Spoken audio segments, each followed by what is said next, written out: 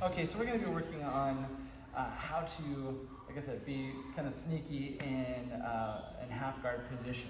A lot of times, like I said, when you're thinking about your techniques in jiu-jitsu, you want to think about how they work in more of a game plan scenario, not just the technique itself, but how this works. A lot of times, we slap hands, we go here, and we're grappling, and I'll pull guard, I'll go here, but Curtis is awesome. His guard passing abilities is really, at the level. So he goes to pass his guard, and now all of a sudden I end up finding myself in this half guard position. And it's not a bad thing. Sometimes we just find ourselves there. And you can be effective from here, not just in a defensive position, but also offensively as well. So that's what we're gonna work on today, how to be sneaky in this half guard position. So when in a good half guard, there's a couple of things that you want to do. One, you don't want to just kind of like let your feet just kind of dangle. You really want to have this kind of locked in and pulled to you. This is kind of pushing his leg into you, and it makes it difficult for him to pass it. If it's out here, he's able to do things like windshield wiper his legs and kind of pop this off and then do back step and round. Very easy for him to escape. So I want to make sure that one, my leg is tight in. You can figure forward if you want to, or just kind of use this as a good just kind of lock, a good hook. Second thing that I like to do is I like to create a frame. This hand reaches up and gets that good collar grip. You don't have to be really far behind, you just have to be right about that shoulder level. And then I'm gonna use my elbow to kind of create this frame, because what he wants to do is he wants to get this underhook on this side. If he gets this underhook, he can flatten me out. Well, it's difficult for him to do that. Let's turn just a little bit. It's difficult to do that if he has this that he's running into, okay? So I'm just keeping this up. This also allows me to underhook and get close if I need to go for a different position, okay? So I like this right about that shoulder level and elbow high. This hand, I don't want it flat. I don't want it just kind of flopping out here. I want to create this frame kind of like on the elbow. If you think about it almost like, when you're spider guard, you have this just kind of positioning here. Because what does he want to do with this hand?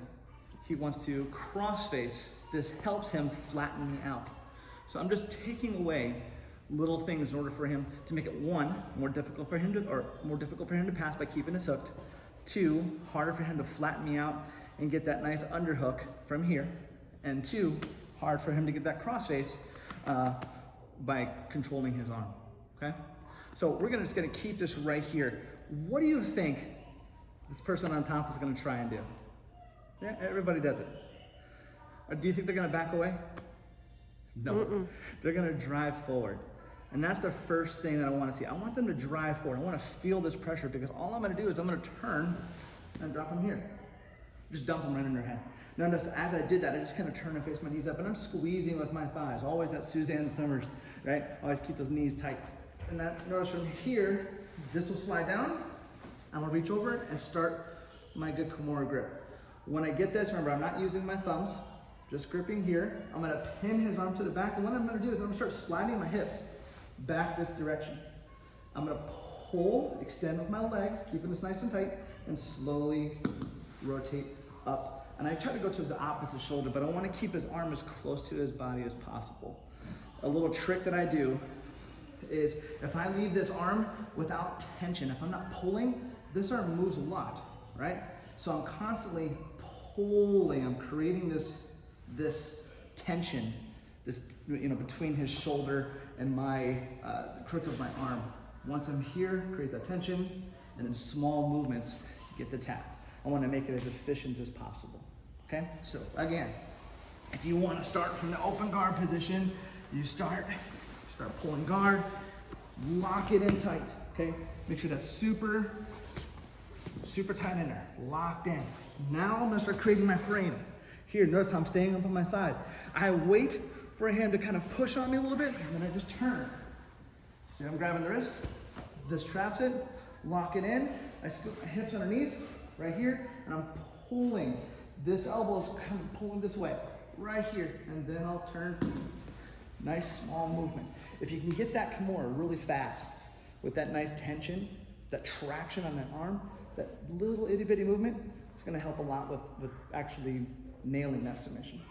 Okay, any questions? Let's do it. 1, 2, 3. Okay, so that frame is super important.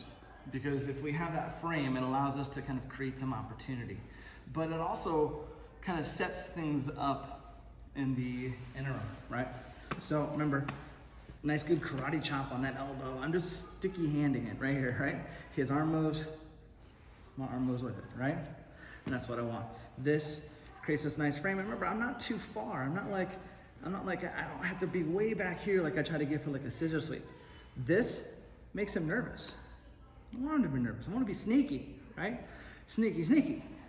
Right here. He's not nervous about this, but the key is my elbow has to be up. If my elbow's down, he can start, doing a whole bunch of stuff. He can start doing like the wizard or anything from here. He can start breaking. All he has to do is just press my elbow down, and now all of a sudden I'm kind of in a weird position.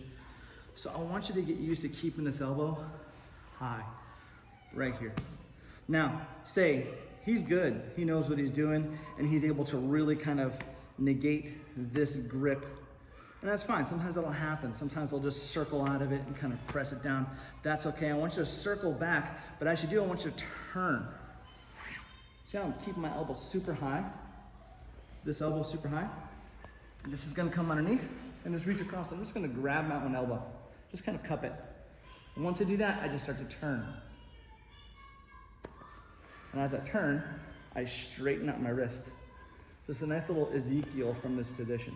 All from this non-assuming little grip here, because he's thinking, I'm just pushing a shoulder away. I just want to get out. I want to get here. That's all I want. Okay? So as soon as I lift this up high, look how my arm goes.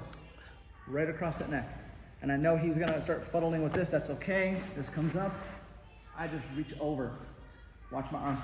It pulls across. Reach the elbow high. Once it's high, reach across, grab. And the key is, I can't just squeeze. That works a little bit. I need to turn. Keep turning to the right, or whatever side you're on. Make sense? Little Ezekiel from that position. All right, let's work on it.